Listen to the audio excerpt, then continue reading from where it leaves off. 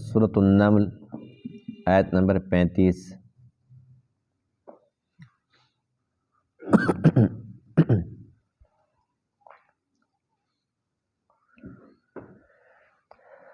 اعوذ باللہ من الشیطان الرجیم،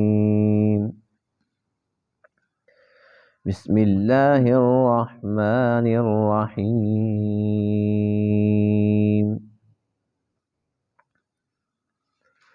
فلما جاء سليمان قال أتمدونني بمال فما آتاني الله خير مما آتاكم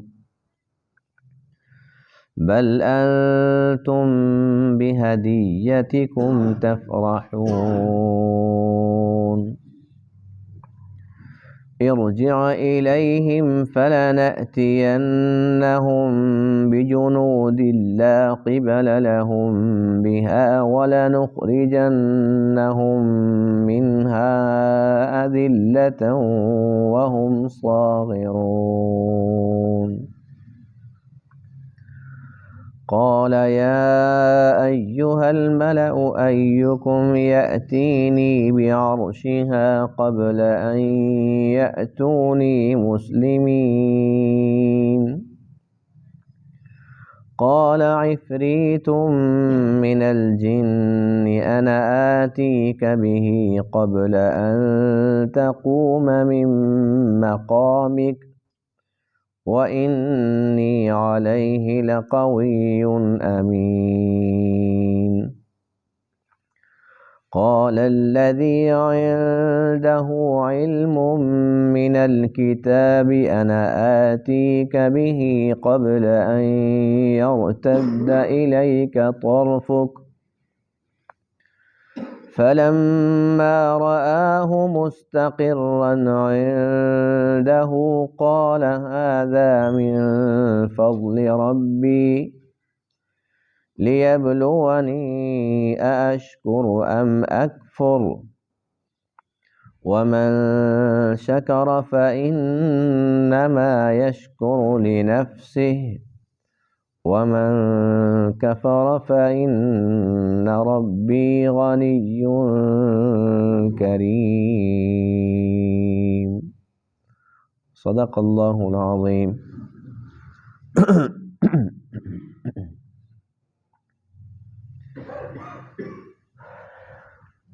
گزشتہ درس میں ملکہ بلقیس کا تذکرہ تھا، جس نے حضرت سلیمان علی نبینا علیہ السلام کے خط کے جواب میں ایک بہت بڑا ہدیہ، بہت بڑا تحفہ بھیجا، جس میں 500 باندیاں، 500 غلام، 500 سونے کی اینٹیں، اور اس نے اتنا بڑا ہدیہ اس لیے بھیجا، وہ یہ دیکھنا چاہتی تھی کہ حضرت سلیمان علیہ السلام کا اس پر کیا رد عمل آتا ہے۔ حضرت سلیمان علیہ السلام نے، چونکہ اللہ تعالیٰ کی طرف سے پہلے سب کچھ آپ کو پتہ چل چکا تھا، بذریعہ وحی آپ کو اطلاع ہو گئی کہ ایسے ایسے آپ کے پاس ہدیہ بھیجا جا رہا ہے، تو انہیں مرعوب کرنے کے لیے جو قاصد آ رہے تھے، آپ نے پہلے ہی ایسا شاندار انتظام فرمایا کہ 9 میل تک سونے کی اینٹوں سے ایک سڑک بنوا دی، اور اس کے بعد پھر اس سے زیادہ یہ کہ اس کے دونوں طرف جانور باندھ دیے جو اس کے اوپر پیشاب وغیرہ کرتے رہیں، گوبر کرتے رہیں۔ ملکہ بلقیس کے قاصد دیکھ کر وہ تو حیران ہو گئے، پریشان ہو گئے کہ ہمارے پاس جو ہدیہ 500 سونے کی اینٹیں، ان کی کیا ویلیو ہے؟ یا تو پوری کی پوری سڑک کی سونے کی بنی ہوئی ہے۔ بہرحال وہ لے آئے۔ جب وہ ہدیہ پہنچا تو حضرت سلیمان علیہ السلام نے اس کا کیا رد عمل دیا، اس کا تذکرہ آج کے درس میں ہے۔ آپ نے ارشاد فرمایا کہ کیا تم مال کے ساتھ میری مدد کرنا چاہتے ہو؟ یہ جو اتنے غلام، اتنی باندیاں اور اتنا سونا بھیجا ہے، تو تم کیا سمجھتے ہو کہ میرے پاس مال کی کمی ہے؟ آپ نے فرمایا کہ جو اللہ نے مجھے دیا وہ بہت بہتر ہے، اور صرف مال نہیں، اللہ نے دین بھی دیا، دنیا بھی دی، سب کچھ مجھے دیا۔ بس اب میرا حکم تمہارے لیے یہ ہے کہ تم جاؤ اور جا کر ملکہ کو یہ پیغام پہنچا دو کہ اب ہم تمہارے پاس ایسا لشکر لے کر آئیں گے جس کا تم مقابلہ کسی صورت بھی نہیں کر سکتے۔ کیونکہ وہ جو خط بھیجا تھا، اس خط کے اندر جو پیغام تھا وہ یہ تھا، اللہ تعالو علیہ واتونی مسلمین، کہ میرے ساتھ مقابلے کا سوچنا بھی نہیں ہے، اور میرے پاس آنا ہے تو فرمانبردار ہو کر میری اطاعت قبول کر کے آنا ہے۔ آپ اس خط کے جواب کے اندر انہیں کیا کرنا چاہیے تھا کہ وہ فی الفور اطاعت قبول کر کر آتے، ہدیہ کیوں بھیجا؟ اور ابھی تک وہ یہ سوچ رہی ہیں کہ اس کے بعد رد عمل کیا آتا ہے، اس کے بعد پھر ہم اپنا مشورہ کریں گے، اس کے بعد پھر فیصلہ کریں گے۔ تو حضرت سلیمان علیہ السلام نے اس قاصد کو یہ جواب ارشاد فرمایا کہ جاؤ اور جا کر اب پیغام دے دو کہ اب ہم لشکر لے کر آئیں گے، تم تو نہیں ہے، اب ہم آئیں گے، اور ہم آئیں گے اور آ کر تمہیں تمہارے اپنے علاقے سے بے دخل بھی کریں گے اور تمہیں ذلیل و رسوا بھی کریں گے۔ اب یہاں پر وہ جو قاصد تھا یہ ساری بات سنتا ہے اور سن کر واپس چلا جاتا ہے اور جا کر یہ پیغام دے دیتا ہے۔ ملکہ بلقیس کہتی ہے کہ بھی ہم تو مقابلہ کرتے ہی نہیں ہیں، اس سے پہلے کہ وہ اپنی فوجیں اور لشکر لے کر آ جائیں مقابلے پر، بہترین طریقہ یہ ہے کہ بس چلو ہم چلتے ہیں۔ اب یہ اطاعت کی نیت سے جا رہے ہیں کہ بس وہ جو کہیں گے ہم نے قبول کرنا ہے، ہم نے ان کی اطاعت کرنی ہے۔ یہ جب یہاں سے چلتے ہیں، وہ جیسے پہلے ہدیہ لے کر وہ چلے تھے، اللہ کی طرف سے واج آ گئے، اے سلیمان ایسے ایسے وہ آ رہے ہیں، ایسے ایسے یہ کچھ لے کے آ رہے ہیں، اور وہ یہ چاہتے ہیں کہ آپ کو مرعوب کریں، آپ نے الٹا ان کو مرعوب فرما دیا۔ اب جیسے یہ قافلہ یہاں سے روانہ ہوا، پھر اللہ تعالیٰ نے بذریعہ واج اطلاع فرما دی، اے سلیمان اس طریقے سے ملکہ بلقیس اور اتنی ہزاروں کی تعداد میں اس کے ساتھ فوج، اس کے وزراء، مشیر سب آ رہے ہیں، اور آپ کی اطاعت میں ہی آئیں گے، وہ لڑنے کے لیے نہیں آ رہے۔ اب جب وہ قافلہ قریب آیا تو اس پر سلیمان علیہ السلام نے انہیں اور مرعوب کرنے کے لیے، جیسے ان قاصدوں کو مرعوب فرمایا تھا، اب ملکہ کو اور اب جو وزراء مشیر آ رہے ہیں ان کو مرعوب کرنے کے لیے آپ نے جو آپ کے پاس اس وقت تخت پر موجود تھے، آپ کے وزراء جس میں جنات بھی تھے انسان بھی تھے، آپ نے ان سے یہ حکم ارشاد فرمایا کہ ملکہ آ رہی ہے، اور وہ جو حدود نے بتایا تھا کہ وَلَہَا عَرْشٌ عظیم، اس کا جو تخت ہے وہ بڑا عالی شان ہے، بڑا زبردست ہے۔ اب جنات سے پوچھا کہ یہ بتاؤ تم میں سے کون ایسا ہے کہ اس کے آنے سے پہلے اس کا تخت یہاں پر حاضر کر دے؟ وہ تو بہت بڑا تخت تھا، بڑا قیمتی تھا، اس کے اوپر سونے چاندی جواہرات سب کچھ لگے ہوئے تھے۔ تو آپ یہ چاہتے تھے کہ جب وہ یہاں پر آئے اور اس کا تخت پہلے یہاں پر موجود ہو تو وہ دیکھ کر حیران ہو جائے کہ یہ کیا، جبکہ اس نے کیا کیا تھا کہ اس تخت کی حفاظت کے لیے اس نے اس کو بہت بڑے محل کے اندر بند کر دیا، جس کے باہر پھر اس کی حفاظت کی چار دیواری، پھر چار دیواری، اور کئی بندوں کی وہاں ڈیوٹی لگی، ہزاروں بندوں کی ڈیوٹی لگائی کہ اس کا خیال کرنا ہے، کیونکہ وزراء بھی ساتھ آ رہے تھے، وہ خود بھی ساتھ آ رہی تھی۔ وہ جس تخت کی حفاظت کے لیے اتنے اعلیٰ انتظامات اور تالے لگا کے اور سب کچھ کر کے اطمینان سے آ رہی تھی، حضرت سلیمان یہ چاہتے تھے کہ اتنی حفاظت کے باوجود جب وہ یہاں پر آ کر اپنا تخت دیکھے تو وہ ایک دفعہ تو حیران ہو جائے، ہل جائے کہ یہ کیا۔ سب سے پہلے جنات سے بات ہوئی، بتاؤ تمہاری کیا طاقت ہے، تم کیا کر سکتے ہو؟ تو ایک عفریت تھا، عفریت جنات میں سے عفریت تھا، بڑا سرکش خطرناک، جو قد و قامت کے لحاظ سے یوں سمجھو کہ پہاڑ کے برابر تھا، بڑا جن تھا۔ اس نے کہا کہ بادشاہ سلامت بات یہ ہے کہ بس اب آپ اپنے فیصلے کر رہے ہیں نا، آپ کا معمول مبارک تھا کہ صبح سے لے کر دوپہر کے وقت تک لوگوں کی باتیں سنتے تھے اور فیصلے فرماتے تھے، لیکن جی بس جیسے آپ یہاں سے اٹھیں گے نا، اس سے پہلے تخت یہاں پر موجود ہوگا۔ یہ بھی بہت بڑی بات تھی، چھوٹی بات تو نہیں تھی۔ اس کے بعد آپ نے انسانوں سے پوچھا، ہاں آپ بتاؤ۔ انسانوں میں ایک انسان ایسا تھا جس کے پاس اللہ فرماتے ہیں کہ کتاب کا علم تھا۔ اس نے کہا کہ اے سلیمان علیہ السلام، آنکھ جھپکنے سے پہلے، آپ ایسے آنکھ جھپکیں گے، آنکھ جھپکنے سے پہلے میں اس تخت کو یہاں پر حاضر کر سکتا ہوں۔ آپ نے فرمایا کہ ٹھیک ہے، کرو یہ کام۔ بس اتنی سی بات ہی تخت آ گیا۔ جب وہ تخت آیا تو اگر کوئی دنیا دار ہوتا تو وہ کہتا ہے دیکھیے ہماری طاقت، لیکن آپ اللہ تعالیٰ کے سچے نبی، سچے رسول تھے، آپ فوراً اللہ کی طرف متوجہ ہوئے۔ اللہ تعالیٰ کی اس نعمت پر، اس احسان عظیم پر اللہ کا شکر ادا کیا، اور ساتھ ساتھ یہ بھی اس وقت ارشاد فرمایا کہ جو کوئی شکر کرتا بھی ہے تو وہ اپنی ذات کے لیے کرتا ہے، اللہ تعالیٰ کو اس میں کیا فائدہ ملنا ہے۔ جو ناشکری کرتا ہے تو اپنے ہی وہ نقصان کرتا ہے، اللہ تعالیٰ کا کیا نقصان کر سکتا ہے کوئی۔ اور ارشاد فرمایا کہ اصل تو میرا رب میرا امتحان لینا چاہتا ہے کہ میں نے جو سلیمان علیہ السلام پر اتنے انعامات، اتنے احسانات کی برسات کر دی ہے، دیکھو میرا سلیمان ان نعمتوں پر میرا شکر بجا لاتا ہے یا نہیں۔ تو ہمارے لیے بھی تو اس میں اتنا بڑا سبق ہے کہ کوئی بھی نعمت ہو، چھوٹی ہو بڑی ہو، نعمت کوئی بھی ہوتی ہے وہ چھوٹی نہیں ہوتی، لگتی چھوٹی ہے ہمیں، لیکن ہر نعمت بڑی ہوتی ہے۔ اللہ تعالیٰ کی ہر نعمت پر شکر واجب ہے۔ ہمیں چاہیے کہ ہر وقت اللہ تعالیٰ کے شکر گزار بندے بنے رہیں، ہر وقت بس الحمدللہ الحمدللہ یا اللہ تیرا شکر، یہ ترانے ہماری زبان سے ادا ہوتے رہیں۔ اللہ تعالیٰ ان نعمتوں میں اور اضافہ بھی فرمائیں گے اور خوش بھی ہوں گے۔ اگر ناشکری کریں گے تو پھر ماری پڑنی۔ فلما جاء سلیمان، بس جب آیا وہ قاصد سلیمان علیہ السلام کے پاس، وہ ہدیہ جب پیش کر دیا، قال، تو آپ نے فرمایا اتمدوننی بمال، کیا تم میری مدد کرتے ہو مال کے ساتھ؟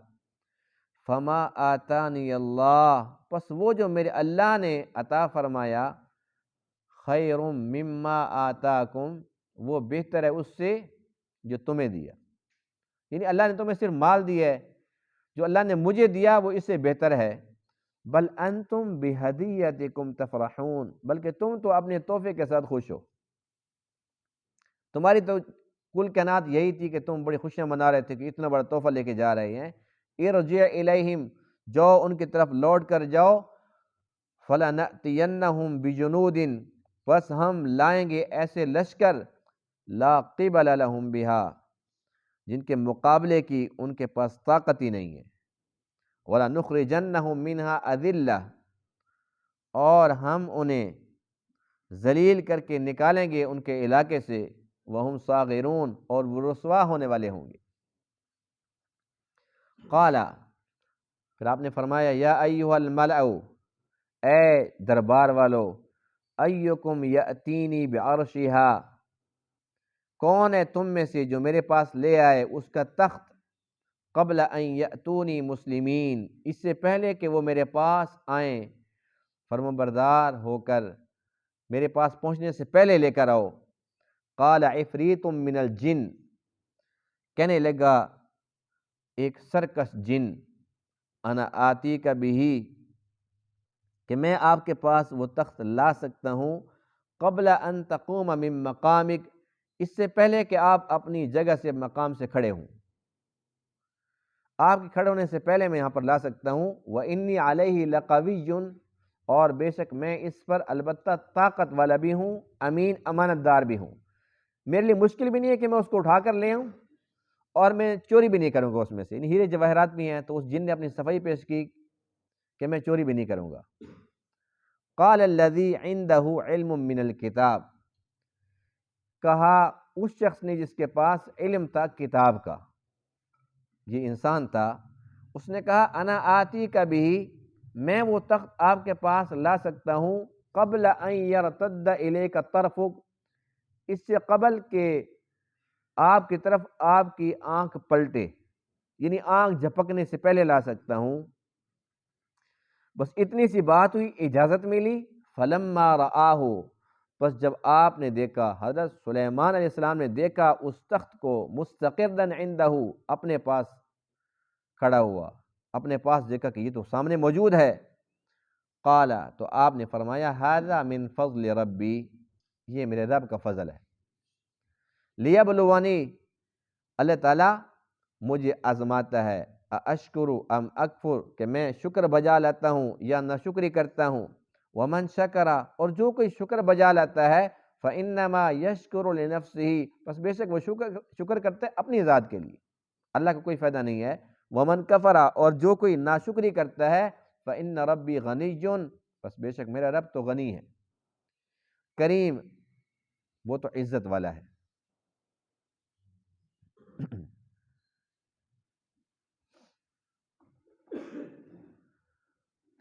حضرت سلیمان علیہ السلام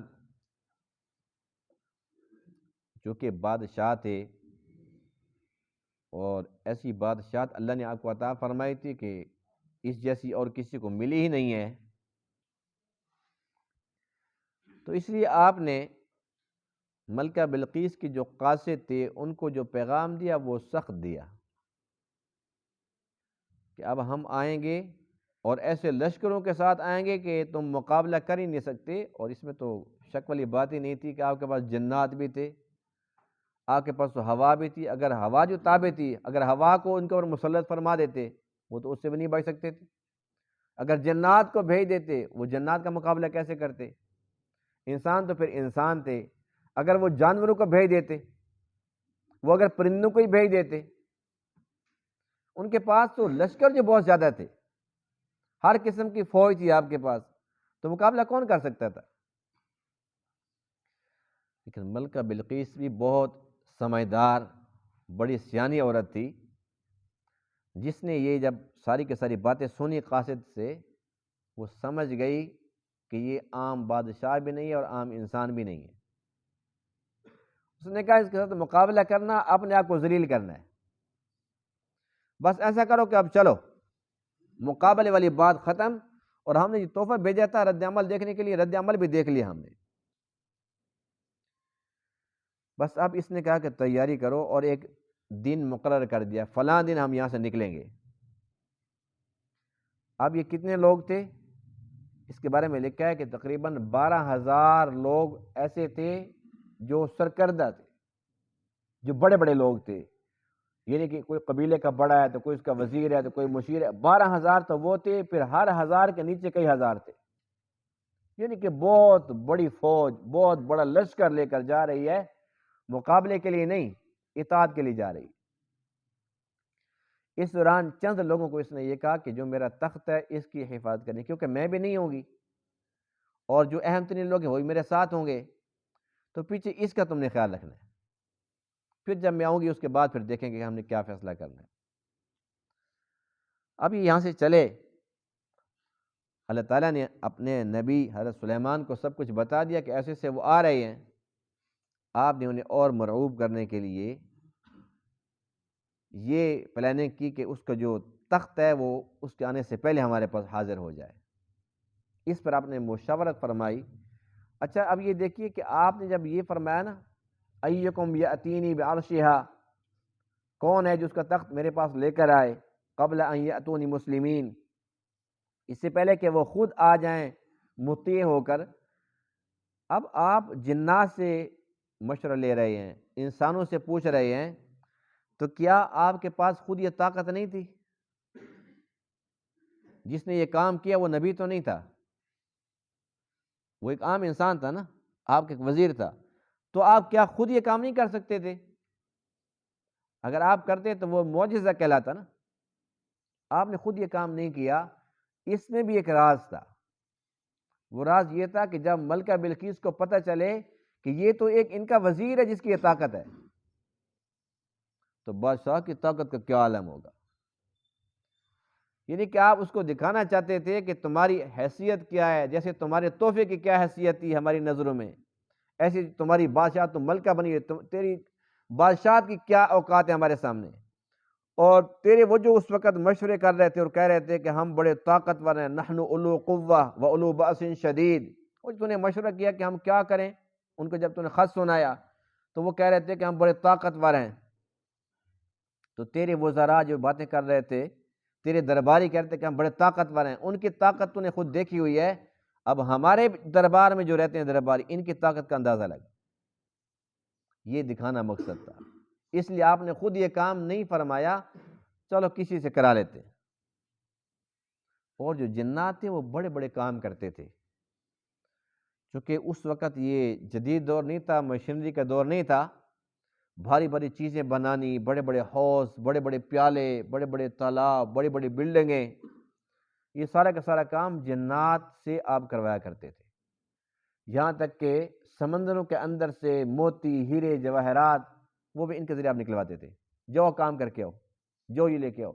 پانی کی ضرورت ہے، فوراً یہاں پر حدود بتاتا تھا، یہاں پر پانی ہے، چلو یہاں پر کنواں کھودو، کنواں کھود دیتے تھے فوراً. یعنی کہ جنات تو وہاں پر حاضر رہتے رہتے تھے. اور یہاں پر لفظ نا عفریت من الجن، کہ وہ سرکش جن تھا. تو سرکش کا مطلب یہ نہیں ہے کہ حضرت سلیمان کے سامنے وہ سرکش تھا، جنات کے اندر وہ بڑا سرکش تھا. جیسے انسانوں کے اندر بعض انسان ایسے ہوتے ہیں کہ وہ بڑے پہنچے ہوتے ہیں نا، کوئی ان کے ساتھ بولتا بھی نہیں ڈر کے، لیکن وہ اپنے استاد کے سامنے نا بھیگی بلی بنے ہوتے ہیں. تو یہ جو جن تھا نا، یہ جنات کے سامنے بہت بڑی چیز تھا. عفریت تھا، عفریت بڑا سرکش تھا. حضرت سلیمان کے سامنے تو جنات کی جان نکلتی تھی، اتنے ڈرپوک تھے، اتنے ڈرتے تھے، اور آج تک ڈرتے ہیں. مزے کی بات تو یہ ہے کہ آج تک کسی جن کو کہو اللہ کے نام کی قسم اٹھا، وہ 1000 دفعہ اٹھا لے گا. اچھا حضرت سلیمان کے نام کی قسم، وہ کہتے ہیں یہ کام نہیں کرتا. جیسے بعض لوگ ایسے نا کہ انہیں کہو بھی اللہ کے نام کی، کہتے ہیں ٹھیک ہے، علم کی اٹھاؤ، کہتے ہیں نا یہ کام نہیں کرنا. وہ اللہ سے نہیں ڈرتے لیکن علم سے ڈرتے ہیں. تو یہ جو جنات ہیں نا، اللہ کے نام کی قسم تو کھا لیتے تھے، حضرت سلیمان کے نام سے ڈرتے تھے، آج تک ڈرتے ہیں. تو یہ عفریت سرکش حضرت سلیمان کے لیے نہیں تھا، اس لیے وہاں پر بیٹھا ہوا تھا، طاقتور تھا، قد و قامت بہت بڑا تھا اس کا. جب آپ نے یہ مشورہ فرمایا کہ ہاں یہ کام کون کرے گا، آپ کو تو آرڈر چلتا تھا نا، حکم چلتا تھا. تو اس پر وہ کہنے لگا کہ بس آپ کے یہاں سے کھڑا ہونے سے پہلے میں لا سکتا ہوں. یہ کہ معمولی بات نہیں تھی، بہت بڑی بات تھی. تخت کو اٹھانا ہی بہت بڑی بات تھی. اتنا بڑا تخت جو کئی 100 فٹ کا تھا، اب 80 ہاتھ اس کی لمبائی، 80 ہاتھ کتنی ہو گئی ہے، یعنی کہ وہ کئی 100 فٹ کا تھا بڑا تخت. یہ ایسے نہیں کوئی ایک میز ہی اٹھا کے لے کے آنی تھی. تو اس نے یہ کہا وَإِنِّي عَلَيْهِ لَقَوِيٌّ أَمِينٌ، کہ میں قوی بھی ہوں، طاقتور بھی ہوں. آپ یہ نہ پریشان ہونا کہ یہ اٹھائے گا کیسے، یہ اٹھا لوں گا میں. اور امین ہوں، امانت دار بھی ہوں، چوری بھی نہیں کروں گا. اس سے یہ پتہ چلتا ہے کہ جنات چوریاں بھی کرتے ہیں. اس لیے اس نے اپنی صفائی پیش کی کہ میں امین ہوں، امانت دار ہوں، اس کے اندر میں خیانت نہیں کروں گا، چوری نہیں کروں گا. جتنی بھی قیمتی چیز ہوگی نا، جیسے ہوگی ویسے میں پہنچا دوں گا. تو پہلے دور کے اندر جو ہے نا جنات چوریاں زیادہ کرتے تھے، لیکن اب ان کو زیادہ چوریوں کرنے کی ضرورت نہیں پیش آتی. اس کی وجہ بتا دوں کہ ضرورت نہیں ہے؟ اچھا چلو آپ کہہ رہے تھے بتا دیتا ہوں. ایک تو یہ کہ یہ کام انسانوں نے شروع کر دیے. وہ کہتے ہیں کچھ بچے گا تو ہم بھی چوری کریں گے. انسان ہی کافی ہے کام کرنے کے لیے. اصل وجہ کیا ہے؟ اصل وجہ یہ ہے کہ اس وقت جو جنات ہوتے تھے ان پر کچھ پابندیاں تھیں. اب ایک حدیث پاک میں آپ کو سناتا ہوں تو آپ کو ساری بات نا آسانی سے سمجھ آ جائے گی. حدیث یہ ہے کہ جب کوئی شخص اپنے گھر میں جاتا ہے اور وہ سلام کرتا ہے تو اس کے ساتھ شیطان ہوتا ہے، وہ وہیں پر رک جاتا ہے، وہ اندر نہیں داخل ہوتا. وہ کہتا ہے اس گھر کے اندر میرے لیے کوئی جگہ نہیں ہے. اگر وہ سلام نہیں کرتا تو پھر وہ اندر چلا جاتا ہے اور پھر وہاں پر چھلانگیں مارتا ہے کہ بس میرے لیے جگہ ہے. اگلا کام، جب تم کھانا کھاتے ہو، فرمایا کہ جب تم اللہ کا نام لیتے ہو، بسم اللہ پڑھتے ہو، بسم اللہ وعلی برکت اللہ، تو پھر شیطان کہتے ہیں اس کھانے کے اندر میرا کوئی حق نہیں ہے. جب تم نہیں پڑھتے وہ کہتا ہے بھی بس زبردست، اس کھانے کے اندر بھی میرا پورا پورا حصہ ہے. اس دور میں جیسے صحابہ کرام کا دور لگا لو، اس میں یہ ہوتا تھا کہ جو صحابی اللہ کے نبی سے جو بات سنتا تھا اس پر وہ پھر مر مٹتا تھا. اب وہ جب جاتے تھے سلام کرتے تھے، وہ تو جن وہیں سے چھٹی، اگر کوئی بھول بھی جاتے تھے، اندر چلا بھی جاتا تھا، کھانا کھاتے تھے، اللہ کا نام لیتے تھے، کھانا اس کو نہیں ملتا تھا، شیطان تو بھوکا مرتا تھا نا، پھر چوری نہیں کرتا تو کیا کرتا؟ اب تو بڑا کام آسان ہو گیا ہے۔ اور اس کے ساتھ ساتھ ایک اور اہم ترین بات وہ یہ ہے، حدیث پاک میں ہم یہ دعا نہیں پڑھتے، اللہم انی اعوذ بک من الخبث والخبائث، یہ کہاں کی دعا ہے؟ واش روم میں جانے کے لیے، ماشاءاللہ سب کا پتہ ہے الحمدللہ۔ اب اس کا ترجمہ کیا ہے کہ اللہ میں پناہ مانگتا ہوں تیری خبیث جنوں اور خبیث جننیوں سے۔ جا تو رہے ہم واش روم کے اندر تقاضے کے لیے، تو وہاں پر جنوں اور جننیوں سے پناہ مانگنے کا کیا تعلق ہے؟ وجہ یہ ہے کہ یہ ان کا بسیرا ہے، یہ ان جگہوں پر رہتے ہیں۔ یہاں تک کہ ایک دفعہ ایسا ہوا کہ ایک صحابی کو جنات نے ایسے اس جگہ پر مار دیا تھا جہاں پر وہ قضاء کے لیے گئے تھے، تو تبھی اللہ کے نبی فرماتے ہیں کہ اب یہ دعا پڑھا کرو، جو یہ دعا پڑھے گا تو وہ محفوظ رہے گا۔ جب ان کے گھر میں ہم جائیں گے تو پھر وہ اپنا اثر دکھائیں گے کہ نہیں دکھائیں گے؟ جب دعا پڑھیں گے تو پھر ہم اس سے محفوظ رہیں گے۔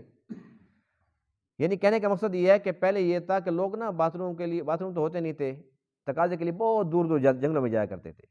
پھر اس کے بعد یہ بھی ایسے ایسے لوگ مصروف ہوتے گئے، پھر یہ ایسے ایسا نا گھر کے اندر نہیں ہوتا تھا، تھوڑا سا گھر کے کونے کے اندر وہاں بنا ہوا ہے یہ باتھ روم، وہاں چلے جاؤ۔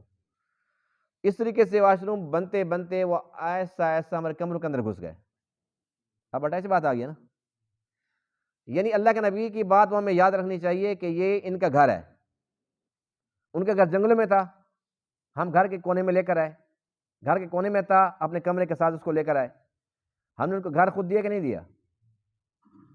اب گھر بھی ہم نے ان کو دے دیا، گھر جاتے ہیں سلام نہیں کرتے، گھر کے اندر وہ آ جاتے ہیں، کھانا کھاتے ہیں اللہ کا نام نہیں لیتے، کھانا بھی وہ کھاتے ہیں۔ اب وہ کیوں چوریاں کریں گے؟ اب ان کی رہائش بھی مفت ہے، کھانا پینا بھی مفت ہے، اس لیے چوریاں اب انسانوں نے شروع کر دی ہیں، ان کے کام تو مفت میں چل رہا ہے۔ تو اس لیے جنات ایسا کام کرتے تھے، تو اس لیے وہ کہتے ہیں کہ میں چور نہیں ہوں، امین ہوں۔ بات آگے سمجھ؟ اب ہمارے پاس یہ فارمولہ آ گیا نا کہ ہم کس طریقے سے اگر دنیا کے اندر یہ نظام اپنے اوپر نافذ کریں کہ ہمارا کھانا، ہمارا گھر وہ ہمارا ہی ہو، وہ شیاطین کا نہ ہو، ہم کر سکتے کہ نہیں کر سکتے؟ گھر جائیں تو فوراً سلام کریں اونچی آواز سے، کھانا کھائیں تو اونچی آواز سے اللہ کا نام پڑھیں، تاکہ جن کو یاد نہیں ہے وہ ان کو بھی یاد آ جائے، بچے بھی سیکھیں گے، اور کوئی انسان بڑا ہے، بچہ اگر بھول چکا ہے تو اس کو بھی یاد آ جائے گا۔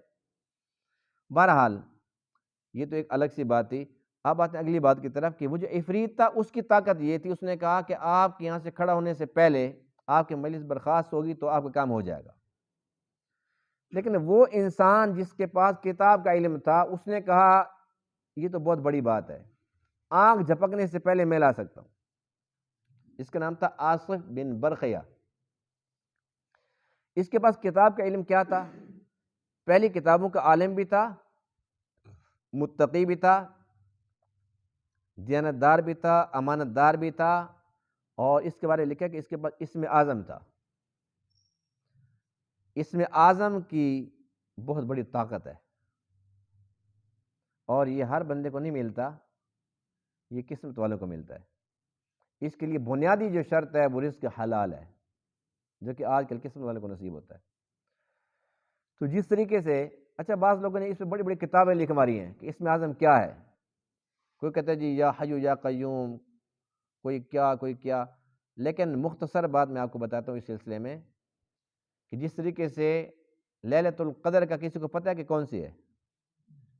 نہیں پتہ نا، ہے تو صحیح کہ نہیں ہے، اللہ تعالیٰ نے اس کو مخفی کر دیا ہے، یہ دیکھنے کے لیے کہ کس کو طلب ہے، کون اپنی محنت کر کے اس کو پانے کی کوشش کرتا ہے۔ اسم اعظم کو بھی ایسے مخفی کر دیا، اس کو عام نہیں کیا، جو اس کا اہل ہوگا اس کو مل جائے گا، جو نہ اہل ہے اس کو کبھی بھی نہیں ملے گا۔ اور اس کی اہلیت کے لیے پہلی شرط ہے اپنے آپ کو مٹانا، اپنے آپ کو فنا کر دو۔ کوئی گالیاں دے رہا ہے، کوئی مار رہا ہے، کوئی دھکے دے رہا ہے، جو جتنا کسی کو ذلیل کر دے، لیکن وہ کہے گا نہیں، اسم اعظم جس کے پاس ہوتا ہے وہ اپنی ذات کے لیے کسی سے انتقام نہیں لیتا۔ طاقت کا عالم یہ ہے جو آج ہم اس درس کے اندر آج پڑھ رہے ہیں کہ اس نے اتنا بڑا تخت آنکھ جھپکنے سے پہلے حاضر کر دیا۔ اب اتنا جلدی وہ کیسے آ گیا؟ یہ بتائیے کہ یہ خود لے کے آیا تھا کہ اللہ تعالیٰ لے کے آیا تھا؟ جی اللہ لے کے آیا تھا نا. یعنی کہ یہ آپ کا وزیر بھی تھا، اسم اعظم بھی اس کے پاس تھا، لیکن اس نے خود نہیں کیا کہ میں جاؤں اٹھا کر لے آؤں، میں امانت دار ہوں، میں طاقتور ہوں. اس نے کہا بس میں یہ کام کر لوں گا. اسے پتہ تھا کہ میں اللہ کا ہوں، اللہ میرا ہے، اور اللہ کے لیے کیا مشکل ہے؟ سورج اس زمین سے 13 لاکھ گنا بڑا ہے. کتنا بڑا ہے؟ 13 لاکھ گنا. اور ایک سیکنڈ کے اندر 1,86,000 میل سفر طے کرتا ہے. کتنا؟ 1,86,000 کتنا؟ ایک سیکنڈ، منٹ کی بات نہیں کر رہا ہوں، ایک سیکنڈ میں. ایک سیکنڈ کتنا ہوتا ہے؟ آنکھ جھپکنے کے برابر ہے نا ایسی بات. تو آنکھ جھپکنے کے برابر اللہ تعالیٰ اگر 1,86,000 میل کا سفر اسے طے کرا سکتا ہے تو یہاں پر لاکھوں کی تو بات ہی نہیں تھی. یہاں پر تو یہ شام و فلسطین کا علاقہ کھڑا ہے، اور یہ ساتھ یمن تھا، یمن کے اندر یہ سب تھا. کیا سفر تھا؟ یعنی جب اللہ نے کرنا، اللہ کے لیے تو کچھ مشکل ہے ہی نہیں، اللہ کے لیے تو بہت ہی آسان ہے. اب یہ اللہ کی طرف متوجہ ہوئے، وہ اسم اعظم تھا جو پڑھا یا جو اللہ تعالیٰ کے سامنے التجا پیش کی، اللہ نے فرمایا کہ یہ لے. اور جب اللہ تعالیٰ چاہتا ہے تو وہ زمین کو حکم دیتے کہ سمٹ جا، فاصلے ختم. تو یہ کہ اللہ تعالیٰ کی قدرت ہے. اللہ تعالیٰ اگر نبی کے ہاتھ پر اس کو ظاہر فرما دے تو اس کو کہتے ہیں معجزہ. اگر کسی ولی کے ہاتھ پر اس کو ظاہر فرمائے تو اسے کیا کہتے ہیں؟ کرامت. تو نبی بھی برحق ہیں، ان کے معجزات بھی برحق ہیں، ولی بھی برحق، ان کی کرامات بھی برحق ہیں. اب آج کے درس سے ایک اور بات بھی ہمیں سمجھ لینی چاہیے. جو لوگ یہ سمجھتے ہیں کہ جنات کے پاس بڑی طاقت ہے، جنات یوں کر لیتے ہیں، جنات ایسے کر لیتے ہیں، تو انہیں پتہ چلنا چاہیے کہ جنات کی طاقت کم ہے، انسان کی زیادہ ہے. جن بڑا سرکش بھی تھا، وہ کہتا ہے طاقتور ہوں، امانت دار ہوں، اپنی تعریف ہی میں کر رہا تھا، لیکن کہتا ہے جی اتنی دیر تو مجھے بھی لگے گی. انسان نے کہا نہیں، اتنی دیر میں کیوں لگاؤں؟ تو جن نے کام کیا کہ انسان نے کام کیا. یعنی جو کام جن نہیں کر سکتا تھا انسان نے کر دیا. یہی وجہ ہے کہ جنات انسانوں کے تابع ہوتے ہیں. کبھی کسی انسان کے بارے میں نہیں سنا کہ یہ جنات کے تابع ہو گیا بیچارہ، یہ بیچارہ کیا کرے، کیونکہ یہ تو جنہوں نے اس کو اپنے تابع کر لی ہے. کبھی کسی نے سنا؟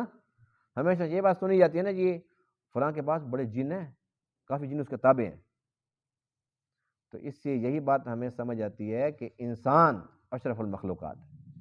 اللہ نے انسان کو جو طاقت دی، اگر وہ انسان بن کر رہے تو کوئی دنیا کی طاقت اس کا مقابلہ نہیں کر سکتی. یہ کتنی بڑی طاقت ہے انسان کی، کتنا بڑا شرف ہے انسان کا کہ آپ نے آنکھ جھپکنے سے قبل اس کو وہاں پر حاضر فرما دیا. اور پھر آگے حضرت سلیمان کا رد عمل دیکھیے کہ اتنی بڑی خبر تھی، آپ مطمئن ہو گئے کہ اچھا تخت تو پہنچ چکا، ابھی تک تو وہ آئے بھی نہیں ہے، آ کر دیکھیں گے تو پھر ان کا رد عمل کیا ہوگا. لیکن اس پر آپ فوراً اللہ کی طرف متوجہ ہو گئے. جہاں پر صرف دنیا ہو تو پھر اکڑ آتی ہے، چھوٹی سی کوئی بات ہو، چھوٹی سی کوئی خوبی مل جائے تو اتنی اکڑ، گردن میں سریا، کسی کے ساتھ سلام نہیں، سلام کا جواب نہیں، اور کہتی میرا جی اسٹیٹس بہت اونچا ہو گیا جی، میں اس کے ساتھ کیسے بیٹھ سکتا ہوں. یہ شیطان اندر آ جاتا ہے. لیکن جب دین ہو ساتھ، پھر جتنی بھی دنیا ہو لیکن پرواہ نہیں ہوتی. جیسے پیران پیر شیخ عبد القادر جیلانی رحمہ اللہ، جن کے بارے لکھا کہ ان کی خانقاہ کے اندر 10,000 بندے ہر روز کھانا کھاتے تھے. 10,000 بندے جو وہاں پر اللہ اللہ کی صدائیں لگاتے تھے، اللہ اللہ کے ضربے لگاتے تھے. 10,000 بندوں کو کوئی بتایا کہ فلانا ایم این اے جی، ایم پی ہے جی، وہ اس نے اتنے دن 10,000 بندوں کو کھانا کھلایا. زندگی میں کبھی کوئی ایک فنکشن ان کا ہو جائے 1,000 بندوں کو بلایا جی، 1,000 بندوں کو بلایا، 5,000 بندوں کو بلا لیا، اور پھر اس کے بعد ساری زندگی لوٹ لوٹ کے اس کو پورا کرتا رہتا بیچارہ. یہاں 10,000 بندے ہر روز کھاتے تھے. تو یہ اللہ کے ولیوں کے پاس اللہ تعالیٰ نے جو ان کو دیا ہوتا ہے نا ظرف، وہ بہت بڑا ہوتا ہے. ان کے پاس دنیا بھی تھی، دین بھی تھا، لیکن ہر وقت اللہ کی طرف متوجہ رہتے تھے. دنیا آ گئی تب بھی پرواہ نہیں، دنیا چلی گئی تب بھی کوئی پرواہ نہیں. دل میں دیکھتے تھے کہ یہاں پر اللہ اللہ اللہ الحمدللہ. حضرت سلیمان علیہ السلام یہاں پر اللہ کا شکر بجال ہے. یا اللہ تیرا شکر ہے، یا اللہ میں تو کچھ نہیں ہوں، یہ سارا کا سارا تیرا فضل ہے، تیرا احسان ہے، تیرا انعام ہے. ہمیں چاہیے ہم بھی ہر نعمت پر اللہ کا شکر ادا کریں. اور اللہ تعالیٰ کا وعدہ ہے کہ جب میری کسی نعمت پر کوئی انسان شکر بجا لاتا ہے تو میں اس میں اور اضافہ کرتا ہوں، اور اگر کوئی ناشکری کرتا ہے اللہ فرماتا ہے پھر میری پکڑ بڑی سخت ہے۔ آج کل ہم کتنے ناشکرے بن چکے ہیں، نعمتیں اتنی زیادہ کہ ہم ان کو شمار تک نہیں کر سکتے، لیکن ناشکری اتنی زیادہ ہے کہ جس سے پوچھو کیا حال ہے، نہ پوچھو تو بہتر ہے جی، بڑے برے حالات ہیں جی، بس کاروبار نہیں ہے جی، یہ نہیں ہے جی، قرضے بڑھ گئے ہیں جی، یہ ہو گیا، لیکن اس کی زندگی کے اندر دیکھو کہ وہ جو اس کی ریل پیل ہے، جو اس کی چونچلے ہیں، وہ تو کبھی ختم نہیں ہو۔ قرضے ہیں تو چھوڑ دو، اتنا تم فضول کیوں خرچہ کرتے ہو؟ قرضے بھی ہیں، پھر بچے کی شادی آ گئی پھر قرضہ اور اٹھانا ہے، بچے کی شادی آ گئی قرضہ اور اٹھانا ہے، جب اتنے قرضے ہیں تو سادگی میں آ جاؤ نا، کسی نے تو پھانسی پہ چڑھا رکھا ہے۔ تو یہ ساری کی ساری مصیبتیں ہم نے خود خریدی ہوئی ہیں، ناشکری کا عذاب ہے، ناشکری کا سیلاب ہے، ہر بندہ ناشکری کے اندر بہہ رہا ہے۔ اللہ تعالیٰ پھر ناراض ہے، پھر ہم کہتے ہیں اللہ بارش دے، اللہ فرماتے ہیں کیوں؟ جب کہتے ہیں کہ بارش نہ آئے پھر اللہ فرماتے ہیں کیوں؟ میری مرضی، جب تم میری بات نہیں مانتے تو میں تمہاری کیوں مانوں؟ آج عزم کریں کہ ہماری زبان پر ایک ہی ترانہ ہوگا، الحمدللہ۔ کیا ہوگا؟ جو پوچھتے کیا حال ہے، الحمدللہ۔ دیکھو کسی کے سامنے روئیں گے دھوئیں گے، کس نے کچھ دینا ہے؟ کس نے ہمارا قرضہ اتار دینا ہے؟ ہمارے گھر کو راشن بھیج دینا ہے؟ کچھ بھی نہیں، الٹا وہ اندر سے نا خوش ہو رہا ہوگا، مذاق اڑائے گا، اچھا ہوا اسی لائق تھا۔ اگر رونے کا شوق ہے تو اللہ کے سامنے روئیں، اس رونے کے اندر بھی خیر ہے، اس کے اندر سکون ہے، اطمینان ہے، الحمدللہ۔ اللہ تعالیٰ ان تمام باتوں کو سمجھنے عمل کرنے کی توفیق عطا فرمائے۔ وآخر دعوانا الحمدللہ رب العالمین۔